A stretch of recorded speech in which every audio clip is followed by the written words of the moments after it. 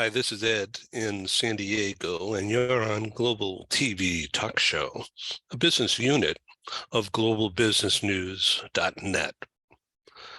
We started Global TV Talk Show as a result of the pandemic crashing our live conference and event business that was profitable and busy across 25 years. Our first international event was in '97 in London. So we started doing this to bring people together for networking and education with kind of an entertainment verve. In other words, no talking heads, no webinars, just conversation with smart people. And so people, thankfully, tuned in. And they liked watching what we're doing and participating in the conversation from across time and space, from across borders and cultures. Amazing. So thank you for tuning in again to Global TV Talk Show, and we'll begin in just a minute, so stay tuned.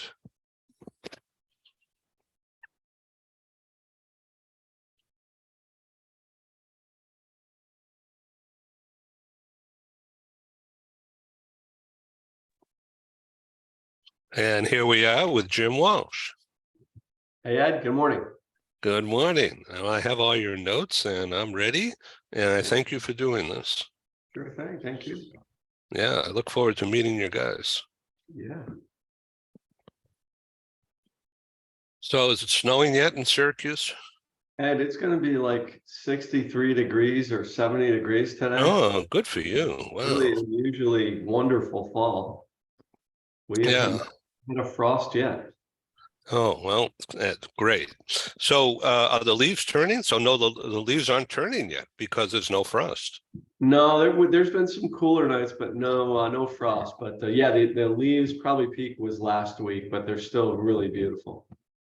Yeah, boy, you ought to take some pictures and show the world. I agree with you. It is a beautiful time of year to be in Central New York. So did you go to Syracuse University? No, not far though. I went to Oswego State University, which is on the shores of Lake Ontario. Yeah. Wow, that's nice. Yeah. Wow. Well, cheers. It's coffee time here. Cheers. It sure is. No, you said you're not going to be at IAM, correct? No, I'm not traveling. Okay. Wish I could, but I've got to just sell memberships, my Global Press Club. It's beginning to be noticed. People are responding, so it's a good model to go to subscription when possible. Hey, Billy. Billy, there you are. Do you have the invite? I don't think so. Okay, let me forward you the invite right now. Ed and I are on the other line, and then I'll do the same to Keith. He hasn't jumped on yet. Okay. Or can you invite me or no? Sure. Yeah. Hang on a second. Ed. Yeah, he has to tune in. Use that link in order to get connected. He needs to use the link. Did you forward him that link by any chance, Ed? No. Okay, let me do that now. I'm gonna do it. I don't think I did anyway, but you should send them the Zoom link. Okay, hang on just a second. So here we are behind the scenes of Global TV Talk Show with Jimmy Walsh taking over. I love it. All right, so less things for me to do. and okay, link to meeting. All right, I will.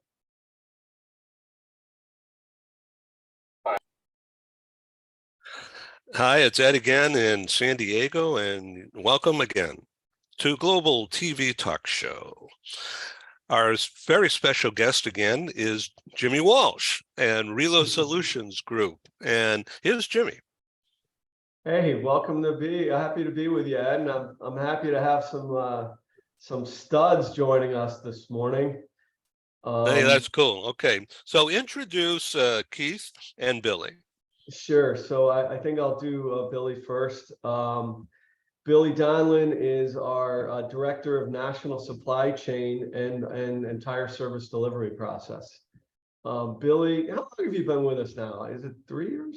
Yeah, just about 3 years. Yep. 3 years. So Yeah. Billy's a graduate of Syracuse University. If you look at him, he looks like he probably could have played on the football team, but he was a baseball player, hitting it out of the park. Um, uh, Billy, I'm happy delighted to have you kind of talk about how you manage quality and some of the things you do for the organization. And then this is a real treat. So Keith McBean is with us here also, Ed. Keith and I have known each other for a bunch of years, and Keith is based in the San Diego area, and Keith has his own service company. So Keith's been in and around the moving industry since he graduated high school. He got his license to drive a truck, and he was a helper, and he got got mentored by some of the best local operators in the industry. And Keith is one of the things you'll find out really quickly about Keith is he's a very astute individual, and I think he recognized, hey, I don't really want to be on the road that much, and there's all these people coming in, and they're the third party specialists. I think I want to do that. And so, Keith, we're delighted to have you join us here today and kind of talk about the industry as it pertains to being in the field. And this is going to be great. So, Keith, I'm in downtown San Diego on State Street, right across from the Hyatt hotels.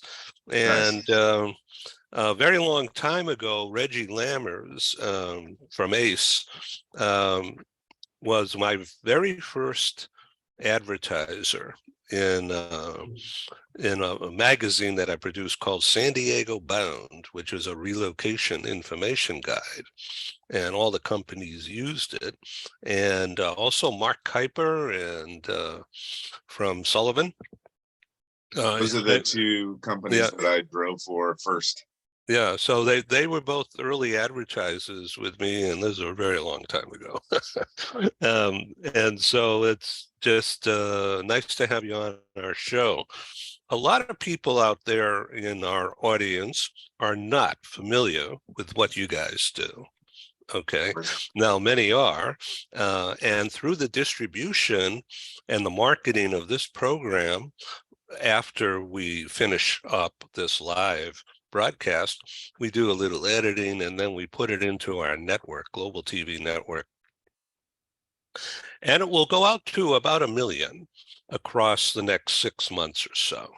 And this is through LinkedIn primarily, but also through our very active YouTube channel and Facebook group and Instagram, and then repetitive distributions. People tune in to very quickly take a look, scan what's going on. Some of them stay longer and look at our news page.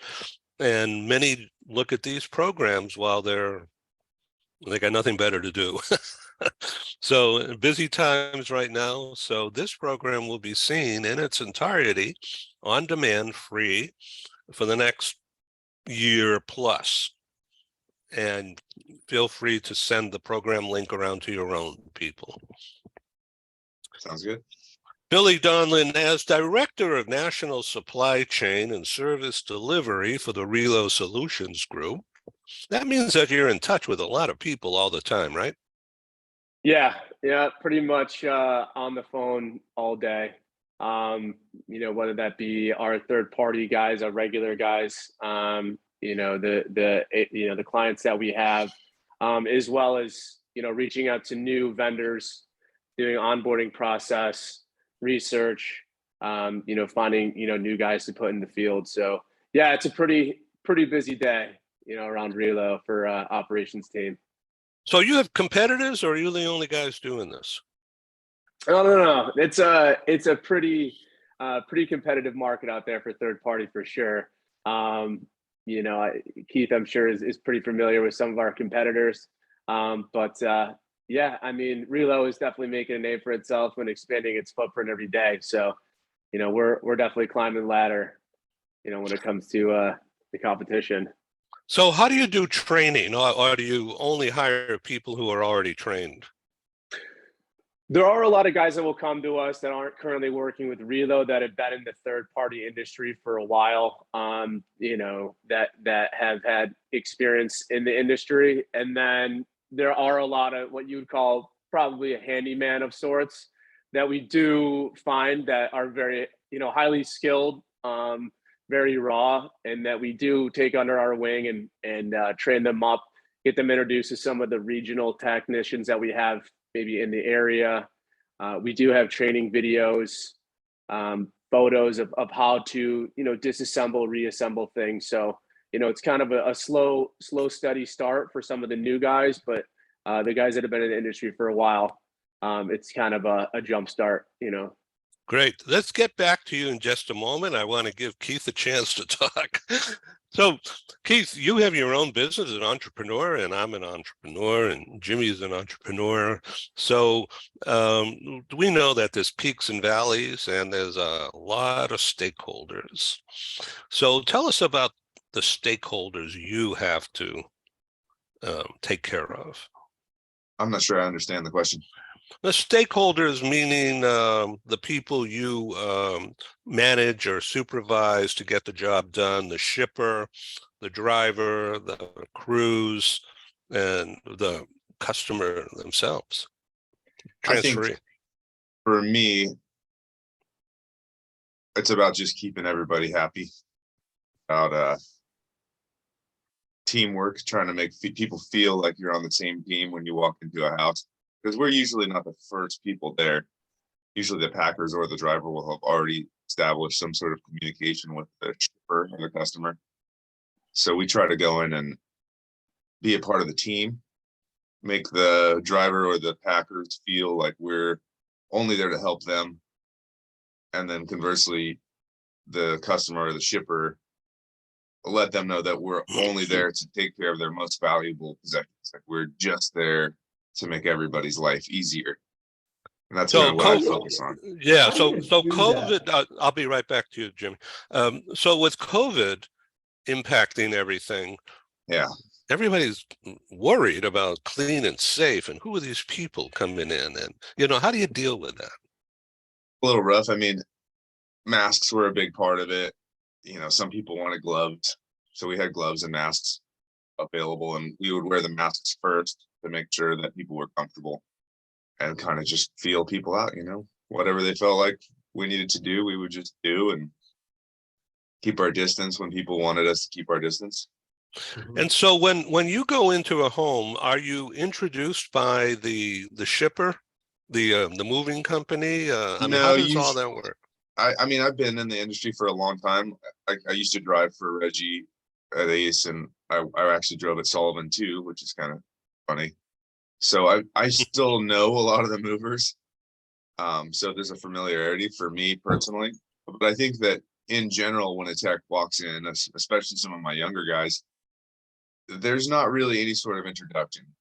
You just kind of walk in cold. And most of the time, the shipper or the customer doesn't even know who you are unless you've established the contact prior to. So it's kind of a strange scenario to walk into, especially when you're dealing with someone's most prized possessions, So Jimmy, I've got other questions, but I'm going to turn it over to you. Sure. I'm going to keep asking these guys some questions because I'm boring and these guys are brilliant.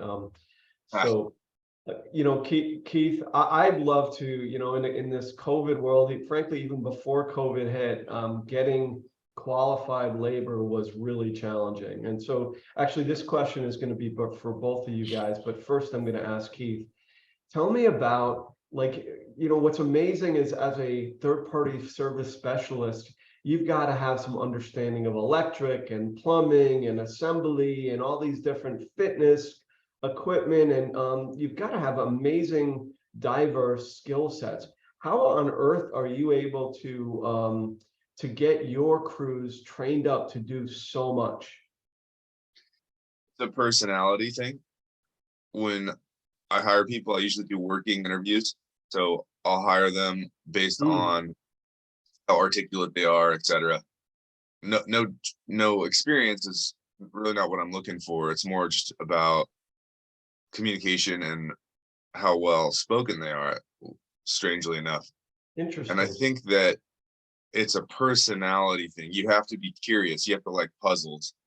You have to want to take stuff apart and put it back together. And if you don't have that in you, then it's not going to work.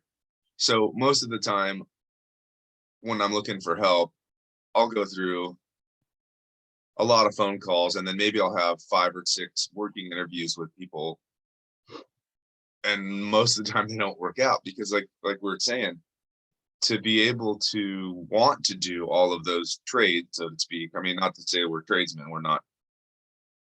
I'm not a cabinet maker, Right. but I could put in a kitchen, you know? Yeah. So Right. I know how to do just about everything. And you need to find somebody that's got that personality. So it's really just about whether or not someone has that in them.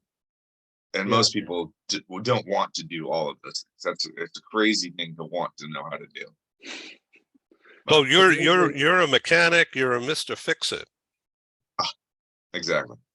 What Yeah. what I think people don't recognize, and Billy, you can speak to this, I'm sure, is that like what our guys are doing, the only reason we're engaged at all, right, is that the moving company generally doesn't employ labor that either has the skill set to do what we're doing, or they don't want the liability associated with the task. So that in and of itself speaks to you know, a lot, right? Right. And so these guys, it's amazing. They are, many of them are literally like MacGyver. Like they're able to do things that are just unbelievable. Billy, yeah, take it from there. Yeah, I mean, and first and foremost, I mean, Keith, the biggest thing for me from an operations standpoint is pure reliability. And it's, if there's a job in San Diego, big or small, you know, oddball jobs, to, you know, we've done everything from built-ins to bicycles to, you know, creating statues. And I just know that Keith is going to get it done. So from my point of view, you know, that's extremely refreshing.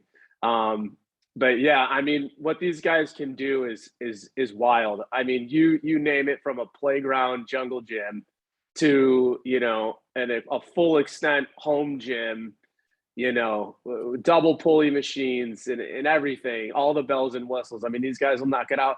And in the time that they knock it out, you know, these guys are, they don't have all day or multiple days to do it. It's 2 to 3 hours, and they get in and they get it done. And it's, I mean, hats off. It's really, it's amazing to see what they can do. I listened to your last podcast, or I don't know if it was the last one, but one of them, and you were alluding to the fact that movers used to do all of these things. And I think it's a generational thing. I think that car manuals used to tell you how to adjust the valves, and now they tell you not to drink the windshield wiper fluid. There's people that used to know how to do stuff. Everybody knew how to do things. Yeah. And now I've got, when I'm hiring somebody, back to the other question, they're coming out of high school or even out of college, they don't know how to do anything, because that's just not how we're raised anymore. It's not what, we're not hands-on. Everything's virtual. Everything is just different than it used to be. So it's interesting that this industry has changed and blossomed, I suppose. But I think it's because of the lack of skill set in a general human experience. You know, I think that's kind of where it's at.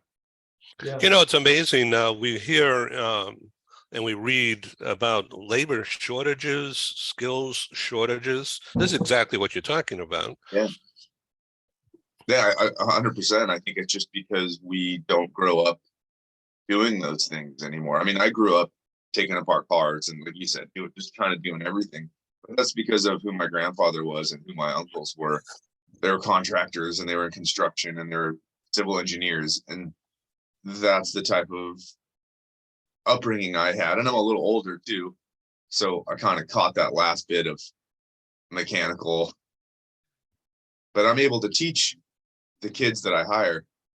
And like I said, the things that I look for are the personality traits, the people that want to take things apart, want to put an IKEA piece of furniture together without instructions. you know, who wants to do that? Nobody even wants to put one together, let alone without, instructions. So I yeah. remember, I mean, just to show you how who I am mechanically is like a zero. I had trouble following the IKEA instructions. Yeah. So, but we finally figured it out, but it was not the first try. So I applaud what you're saying. Yeah, Keith, in your market, right? So there's obviously a lot of military work, right? And Yeah. there's a lot of international, and there is a bunch of corporate work, and especially for the international stuff where you're doing destination, and I am just amazed. The success rate is literally like 99.9% that the jobs go flawlessly. And I don't know what's going on with international shipments, but this is not only in San Diego, but throughout the country, stuff used to be labeled and marked, and there'd be instruction manuals that whoever did origin would kind of tee up the guy at destination. And it seems to be missing in our industry. And Keith, can you speak to that? I do know that is something I've seen a lot more, and I believe that it is. I mean, it's multifaceted. It's probably because they're putting caps on labor. They're not allowing you to spend as much time as you want. They're like, oh well, this disassembly only allots an hour, so you don't have time to go A to A, B to B, and label everything and make it nice for someone else. You just tear it apart and go, well, that's the last I'm going to see of that. We always do A to A. I mean, it doesn't take very much time to put some blue tape on stuff. I always think of the person that's going to, personally, even if I don't have the allotted time, I think it could just be caps on what you're allowed to do. Whereas before, we didn't really have, it was kind of an open ticket. 10 years ago, when you did a disassembly, you would tell them what it should cost. Yeah. And I think that now everyone's pulling everything in, and they're like, no, you only get this. And you go, okay, then here's the level of work you get. And I think that's kind of probably what you see, especially coming from overseas, probably what you see, the end result. That would be my opinion anyway. Jimmy? Sorry to keep jumping in here, Ed, but I'd love for you guys both to, first of all, I want to brag on Keith. So Keith literally has done thousands of jobs for Relo Solutions, and we have over. I looked at this before this meeting. We have over 300 survey responses. So that's where, when a job is marked complete by my team or by somebody in the field, an email goes out to the transferring and asks to rate the service provider on a scale of 1 to 5, like 1 being terrible essentially and 5 being excellent. Keith has never ever received a score less than 5. There's only a very few people group of providers nationally. So like, Keith, how on earth do you do that? I think patience, just being patient with the homeowner / customer.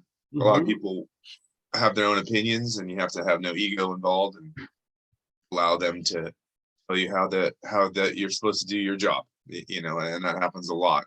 Back to the first question, when you're asking how you take care of people, a lot of that has to do with listening to their opinion about how their statute should be packed, and maybe showing them how 20-something years of experience may have a little bit more edge than their opinion, but you do it in a polite way, and you make sure that their idea is at least listened to, and you can show them how that would work and maybe where the flaws are. And I think it's just patience. I really believe it's just being patient with their experience. They're going through one of the most stressful things they can go through, and you have to be sensitive to that. I think that's what that is. Yeah, that's for sure. So, Billy, if I could ask you, and we only have a few minutes left, but how do you clone what Keith does?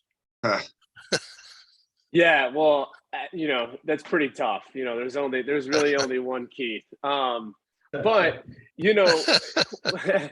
but quality assurance is really something that we keep an eye on. And like Jim was saying and alluding to, that we do have a survey that goes out. In January of 2020, we rolled out a quality assurance scorecard that's immediately sent to the customer. So the customer rates our technicians, like Jim said, 1 being the worst, 5 being the best. And we actually have even there's a microphone button on there too, where they can record their experience. And for operations, transparency is our biggest thing. We send them the 5s and we send them the 1s. And so them, I think, knowing that we keep an eye on that too is something that I feel like maybe in the back of their minds that they're paying attention to as well. Like, you know, oh, this is a 1, and we expect an explanation. You know, we're gonna call guys out. We're gonna want to know why service was poor. At the same time, you know, if it's a 5, we're sending out kudos. Hey, thank you for taking care of our shipper. Thank you for doing this. You know, and thank you for putting the customer first. I know that your job isn't always the easiest, so you know, thank you for that. And when Keith is there, you know, he's rolling out the white carpet, you know, the red carpet for him. And then on the back end in operations, we put on the boxing gloves and we fight for him. That's our job too. Is, you know, if he needs more than an hour for something, we got his back, and that's where we come in to fight for him and make sure that he's compensated for his time and his effort. So, you know, that's kind of where we're at. My favorite part of your company is the way that you are and the way that you deal with me. If I ask you for something, you're on it. You'll call the account. You'll call me right back. It's a phenomenal difference between you guys and some of the other providers I work with. You just do it, and you're thinking about how we're standing there waiting, and you're making sure you're always on it. And I think that's one of my favorite parts about working with you guys versus a lot of the other ones. And I really appreciate that, man. I really, really do. Yeah, Jimmy and it's Walsh, a team effort. No, Billy, go ahead, and then we got to go to Jimmy. Yeah, I was just gonna say, you know, it's a full team, and we have a great customer service base. We have, you know, a lot of customer service reps that are all pulling on the same rope. Same with operations. You know, we got a great operations team. So, I mean, we're an extension of Keith and vice versa. So it's, you know, we have a great team here that you know puts in a lot of effort day to day. Jimmy, any final thoughts? I just I feel very honored to serve the industry. The industry's been great to me and my family, and now to be almost 5 years into the new company and transitioning it to the young people, my son Nick and Billy and Rebecca and Sarah and some of these younger people that are going to take the helm. I feel very, very confident in the future of the company, and honestly, we feel really honored and blessed to have friends. I mean, Keith is a friend that we've met, and I know when we send him on a job that, you know, it's going to be rock star quality. The customer is going to be happy, and I feel very proud of that. And you know, not all our scores are great, but the vast majority of them are. And this speaks to Billy, you and your team, and Sarah and customer service team. I think we're averaging, out of that 1 to 5, I think our average this year to date is 4.64. That's pretty amazing. So proud of the team. Thank you for doing this program and this series, Jimmy Walsh and Relo Solutions Group. I think our audience will look at this program and the others that we've done together past couple of months as a university quality for the industry. Thank you, Ed. It's a Well, pleasure, thank you. Keith. Thank you for all that you do, Billy. Appreciate it, brother. Yeah, Keith, you're the man. Thank you, and Ed, thank you for the time. Okay, Thank you, so guys. we're going to end this now. I thank you very much. You'll all receive a copy of this, and so you could use it to your heart's desire for training or PR for yourselves, and you deserve it. That's great. Thank you for watching and participating again in Global TV Talk Show. Take care. Bye-bye. All right. Thank you. Take care.